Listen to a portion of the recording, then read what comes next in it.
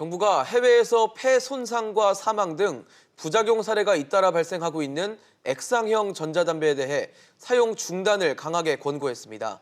특히 청소년들은 액상형 전자담배 사용을 즉시 중단해야 한다고 강조했습니다. 과연 액상형 전자담배 유해성이 어느 정도고 또 얼마나 위험한 걸까요? 전문가와 이야기 나눠보겠습니다. 시청자 여러분들의 다양한 의견도 받아보도록 하겠습니다. 100원의 이용료가 있는 샵 3698로 의견 보내주시면 됩니다. 도움 말씀 주실 분 소개하겠습니다. 경기사이버대 최영일 겸임 교수입니다. 어서 오십시오. 안녕하세요. 교수님, 액상형 전자담배에 대한 지금 규제를 한 건데 액상형 전자담배부터 좀 설명을 해주시면 좋을 것 같아요. 미국에서 이미 강력한 이 금지 권고가 나왔죠. 그때 한 2주여 전에 전해드린 바가 있는데요. 예. 지금 우리가 담배 하면 일반적으로 라이터에 불을 붙여서 피우는 그렇죠. 연초 담배, 전통적인. 연소형 담배, 전통적인 담배는 다 하실 거고요. 그 중간형으로 관련형 전자담배가 국내에서 한 2년째 시판되고 있습니다. 이것은 이제 아날로그 디지털 결합이라고 보시면 돼요. 네네. 필터가 달려 있고 담배 잎이 들어 있는 것은 이 기존의 담배와 똑같은데 네. 이것을 전자기기에 꽂아서 찌는 방식으로 이제 이 흡연을 하게 되는 작은 담배 같은 네. 걸 끼우는 거 말씀하시는 거예요? 기존 담배의 절반 정도 되는 것을 전자기기에 끼우게 되죠. 그래서 관련형 전자담배. 관련형 전자담배가 예. 좀 많이 보급이 되고 있는 추세였는데 미국에서는 이미 관련형 전자담배는 금지예요. 아, 미국은 금지군요. 그 대신에 아. 액상형 전자담배가 수년째 보급이 되고 있다가 국내에는 지난 5월부터 시판되기 시작했습니다. 사실 전자담배 하면 기존에 많은 분들이 주로 인터넷에서 구매해서 이제 피우시던 것이 예. 액상형 전자담배인데 네. 최근에는 액상형 전자담배가 소비하기 쉽도록 카트리지형의 액상이 들어있고 그것을 배터리가 있는 부분에 끼워서 피우는 게 올해부터 이제 시판이 되는 겁니다.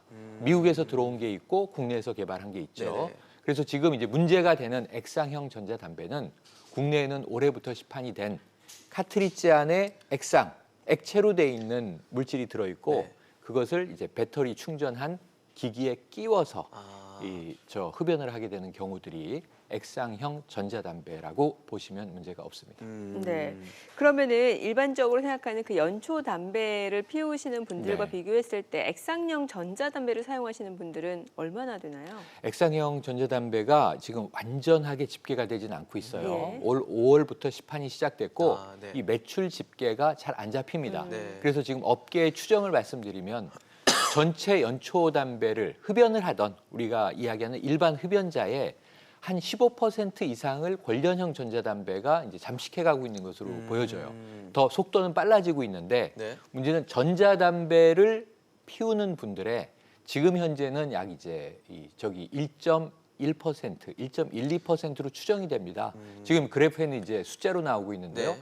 89.2% 정도가 일반 담배, 관련형 전자담배가 37.5, 상당히 빠르게 늘고 있습니다. 이 중에 액상형 전자담배가 이제 25.8로 나와 있는데 네. 이게 지금 중복 집계이기 때문에 중복 뭐 여러 개를 같이 집계, 쓰시는 분들이 같이 많아서 쓰는 아마, 사람도 예, 많습니다. 중복돼서 지금 100%가 넘는 것 같은데요. 실내에서는 액상을 뭐 피우고 예. 그 야외에서는 이 기존 연초 담배를 피우고 그렇군요. 또 뭐 회식 때는 그냥 불 붙여서 담배를 태우시는데 또 일상적으로는 뭐 관련형이나 액상을 쓰시는 분들도 계시고 해서 네네. 저 집계 자체는 1,500명의 샘플을 대상으로 네, 설문조사를 그러네요. 한 것이고요.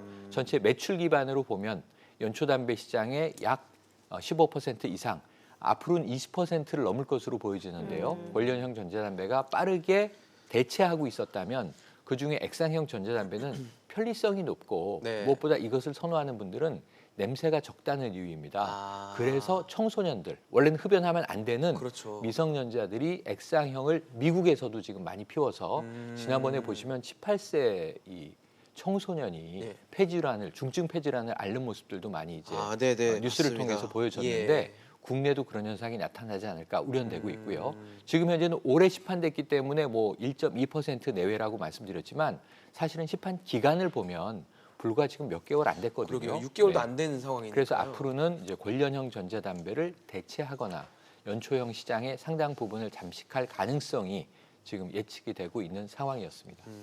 사실 조금 아까 그 미국에서 18세 청소년의 네. 사례를 말씀을 해주셨는데 뭐 미국에서는 폐손상 또 심지어 뭐 사망에까지 맞습니다. 이르는 상황들이 벌어지고 있는데 좀 걱정되는 건 우리나라다 보니까 우리나라도 지금 상황이 그런 건지도 좀 궁금하거든요. 맞습니다. 그래서 지금 이 미국에서 8명의 사망자가 나왔고요. 400여 명의 중증 폐질환 환자가 액상형 전자담배가 원인으로 지목되고 있어서 네. 미국 정부가 강력 권고를 낸 것을 그때 보도해 드리면서 네. 국내는 어떨 것인가 이걸 물음표를 네. 찍었었는데 미국은 지금 네. 연관성이 입증된 건 아니고 의심을 하고 있는 상황인 의심입니다. 거죠? 근데 우리나라도 지금 의심 사례가 나왔습니다. 아, 나왔어요? 크게 다르지 않습니다. 의료계에서 보고가 됐고 지금 중증 폐질환인데 액상형 전자담배 사용을 했다. 그래서 연관성이 있을 것이다라고 의심 사례가 나와서 어제 우리 정부도 미국 정부와 다르지 않습니다. 강력하게 사용 금지를 권고했어요. 네. 근데 지금 법으로나 정부의 훈령으로 네네. 금지할 수 있는 근거는 없습니다. 그러니까 이건 뭐 막을 수는 국민, 없군요. 국민의 그냥 정말 말 그대로 자유권을 권고하는 정도의 네. 수준밖에 안 그러니까 되는 이게 거군요. 역학적인 조사가 나와서 연관성이 명확하다 그러면 정부가 금지할 수 있지만 네. 지금 의심 사례라고 말씀드렸기 때문에 네. 강력 권고 어제 나온 게 강력 권고 정도고 정부 입장에서는 이제 내년 상반기 중 지금 민관 합동 연구조사팀을 꾸려서 연관성을 입증한 후에 거기에 대한 이 조치를 내년 상반기 중 시행하겠다라고 발표한 상황입니다. 네. 자, 지금 액상형 전자담배 심각성이 커지면서 유해성 논란도 이어지고 있습니다. 자, 그럼 관련해서 실질적으로 또 어떤 질병과 증상이 나타날 수 있을지 한양대 명지병원 신현영 교수 저희가 전화 연결해서 자세히 들어보겠습니다. 교수님 안녕하세요. 안녕하세요. 네. 네, 교수님, 미국에서는 뭐 10대 청소년들에게도 큰 문제가 됐다고 하는데 우리나라도 10대들이, 그러니까 청소년들이 좀 위험한 계층에 좀 속한다고 봐야 되지 않을까 싶은데 어떻게 보십니까? 예, 미국에서는 실제로 사용자들이 10대가 주류를 이루었기 때문에 피해 사례들이 주로 10대들한테 속출하고 있는 걸로 보이고요. 우리나라에서도 그런 액상, 전자담배 사용자라면 누구나 다 이런 예의주시해야 될 상황이 있습니다. 더더욱이 청소년이나 임산부 그리고 호흡기 질환자들은 좀 더 관심을 갖고 살펴볼 필요가 있는 거죠. 네. 자, 지금 뭐 국내에서도 의심되는 사례가 한 건이 나왔습니다. 실제로 이 환자 어떤 증상을 지금 보인 걸로 알려져 있나요? 병원에 내원했을 때는 호흡기 증상 그리고 소화기 증상 크게 두 증상이 있었던 걸로 알려져 있거든요. 그래서 기침이나 호흡곤란 그리고 가슴 통증 이런 증상과 함께 메스꺼움이나 구토, 설사 같은 증상도 보고가 됐고요. 또 동반해서 피로감, 발열, 체중 감소 이런 증상들도 있었던 걸로 보고가 됩니다. 실제로 검사에서도 보면은 심장 박동수가 증가한 거나 염증 수치가 증가되어 있었는데요. 그 원인이 세균이나 바이러스가 아니었다는 거죠. 네. 사실 액상형 전자담배의 어떤 폐질환 유해성이 아직 연관관계가 입증이 되지 않았기 때문에 좀 어떤 증상이 나타났을 때 좀 병원을 가서 좀 확인을 해봐야 된다 이렇게 볼 수 있을까요? 예, 실제로 액상형 전자담배를 사용하시던 분들 중에서요. 이런 호흡기 증상이 가장 대표적일 것 같은데요. 말씀드린 대로 기침, 가래, 콧물 같은 기본적인 호흡기 증상뿐만 아니라 호흡 곤란이나 가슴 통증 같은 것들이 있다면요 검사를 꼭 받아볼 필요가 있고요. 특히 그거와 동반해서 내가 메스꺼움이나 소화기 증상을 동반한다, 아니면 표현하기에 애매모호한 피로감, 이런 발열 이런 것들이 있다면요 꼭 확인을 해야 될 것 같고요. 저희 내원하시는 환자들을 대상으로 의사들도 꼭 이런 전자담배 사용 여부를 확인을 해야 되는 상황입니다. 네. 그러면 지금 액상형 전자담배를 태우시던 분들은 이제 불안하실 수밖에 없을 것 같은데 뭐 금연이 가장 좋겠습니다만 쉽지 않으신 분들은 뭐 일반 연초담배라든지 관련형 담배로 넘어가는 게 더 나을까요? 어떨까요? 사실 그런 생각을 하고 계시는 분들이 많을까 봐 예. 저희가 가장 우려를 하고 있는 것이죠. 네. 담배는 백해 무익하다 누구나 알고 있지 않습니까? 예. 그렇죠. 그렇기 때문에 이번에 이렇게 사회적 파장이 있는 상황에서는 금연을 꼭 할 수 있도록 저희 금연 전문가들 그리고 의료계 그리고 정부 모두가 좀 더 그쪽으로 노력을 해야 되지 않을까 싶습니다. 뭐 말씀하신 대로 백해 무익하기 때문에 가장 좋은 건 역시 금연일 텐데 이 금연이 워낙 어렵다 보니까 좀 도움을 받을 수 있는 뭐 시설이나 방법이 있다면 어떤 게 있을까요? 예, 실제로 금연을 하기 위해서 내가 혼자 하겠다라고 하면 성공률이 높지 않고 재발될 가능성이 높거든요. 그렇기 때문에 여러 가지 금연 프로그램들을 활용해 보시는 걸 강력하게 권고를 드리겠습니다. 지금 보건소뿐만 아니라 민간 병원이나 의원에서도요, 금연 클리닉이 운영되는 곳이 상당히 많은데요. 이거는 국민건강보험공단에서 무료로 지원하는 금연 프로그램이 있기 때문에 방문만 하시고 상담을 하시고 필요한 경우에는 금연 보조제 처방을 한다면은 훨씬 더 좀 편안하게 그리고 그런 금연 성공률을 높일 수 있는 방법이라고 생각이 됩니다. 더더욱이 금연 지원센터가 있기 때문에요. 상담 전화가 1544-9030입니다. 네. 이런 곳에 먼저 문의하시는 것도 한 가지 방법이 되겠습니다. 네, 알겠습니다. 오늘 말씀 잘 들었습니다. 고맙습니다. 감사합니다. 네, 저희가 신현영 교수 연결해서 자세한 내용 좀 알아봤습니다.